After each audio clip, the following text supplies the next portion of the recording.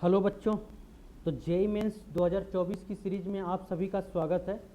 आप जो ये क्वेश्चंस देख रहे हैं ये जेईई मेंस 2024 में पूछा हुआ क्वेश्चंस है।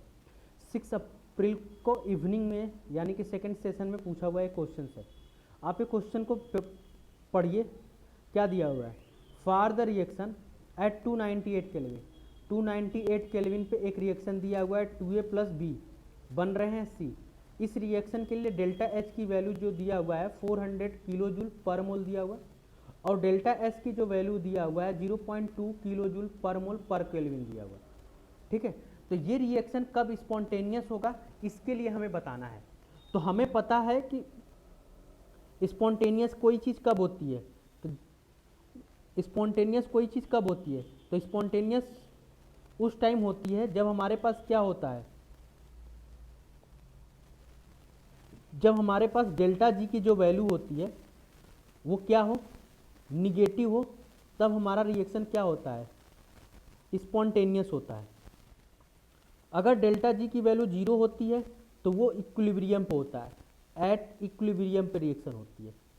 ठीक है, अगर डेल्टा जी की वैल्यू क्या हो जाए, पॉजिटिव हो जाती है तो हमारा रिएक्शन क्या हो जाएगा, नॉन स्पॉन्टेनियस हो जाएगा, नॉन स्पॉन्टेनियस हो जाएगा। क्लियर है? अब जैसे देखिए, अब हमें डेल्टा जी का फार्मूला पता है, डेल्टा एच और डेल्टा एस के टर्म में क्या होता है, delta H equal to delta G equal to delta H minus T delta S, ये हमारा फार्मूला होता है। अब देखिए, अब कोई चीज निगेटिव कब होगी, जब डेल्टा एच की वैल्यू क्या हो, लेस देन हो टी डेल्टा एस। जब डेल्टा एच की वैल्यू लेस देन हो टी डेल्टा एस से, तब हमारा जो वैल्यू आती है वो क्या आएगा, स्पॉन्टेनियस आएगा, आएगा ना। यानी कि ये वाली जो वैल्यू है डेल्टा जी की जो वैल्यू है ये लेस देन 0 होनी चाहिए, और लेस देन 0 का मतलब क्या होगा, delta H minus T delta S की भी वैल्यू क्या होनी चाहिए, लेस देन 0। तो इसको हमने इधर कर दिया तो डेल्टा एच इक्वल टू क्या हो गया, लेस देन होना चाहिए किससे, टी डेल्टा एस से। ठीक है, तो इस केस में हमारा टी क्या होना चाहिए, ग्रेटर देन होना चाहिए किससे, delta H minus delta S से।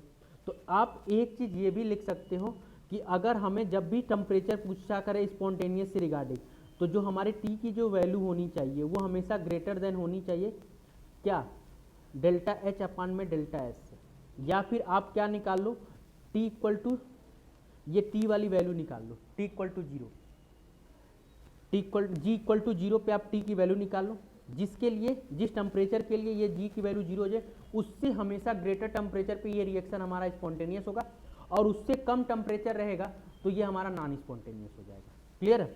यानी कि जो टी की वैल्यू है डेल्टा एच अपान में डेल्टा एस से, अगर हम लोग ये वाली जो वैल्यू है इसको हमने मान लिया टी इक्विलिब्रियम का, अगर टी इक्विलिब्रियम से ये वाली वैल्यू ज़्यादा है तो हमारा क्या हो जाएगा, स्पॉन्टेनियस हो जाएगा, और अगर ये टी वाली वैल्यू टी इक्विलिब्रियम से कम है तो हमारा नॉन स्पॉन्टेनियस हो जाएगा। बस ये केस आप याद कर लो।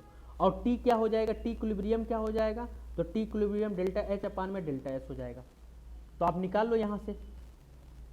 तो अब कैसे आया ये मैंने डिराइव कर दिया। अब यहाँ से आप ये वाला, आपको दिमाग में सिर्फ ये वाला फार्मूला रखना है, आपको ये वाली चीज़ें दिमाग में रखनी है।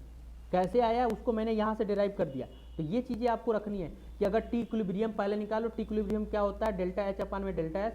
अगर टी इक्विलिब्रियम की से ज़्यादा टेम्परेचर लेंगे तो हमारा जो रिएक्शन होगा स्पॉन्टेनियस हो जाएगा, और टी इक्विलिब्रियम से अगर हम टेम्परेचर कम लेते हैं तो हमारा जो रिएक्शन होगा नॉन स्पॉन्टेनियस होगा। ठीक है, और टी इक्विलिब्रियम पे डेल्टा एच अपान में डेल्टा एस हो जाएगी। ठीक, अब यहाँ पे हमें क्या करना है, तो हम टी इक्विलिब्रियम निकाल लें। टी इक्विलिब्रियम कितना आ जाएगा, डेल्टा एच की वैल्यू कितना दिया हुआ है 400, और डेल्टा एस की वैल्यू कितना दिया हुआ है 0.2 दिया हुआ है। अब इसको सॉल्व कर लो तो ये कितना आ जाएगा, ये डेसिमल हटाएंगे तो ये 4 2 से कट करेंगे तो 2000। तो टी इक्विलिब्रियम जो हमारा आया है वो कितना आया है 2000 केल्विन। तो जो हमारा रिएक्शन है 2000 केल्विन से ज़्यादा रहेगा तो हमारा रिएक्शन क्या हो जाएगा, स्पॉन्टेनियस हो जाएगा। तो होप सो आपको ये क्वेश्चन समझ में आया होगा। ऐसे ही और क्वेश्चंस के लिए हमारे चैनल पर बने रहिए। धन्यवाद।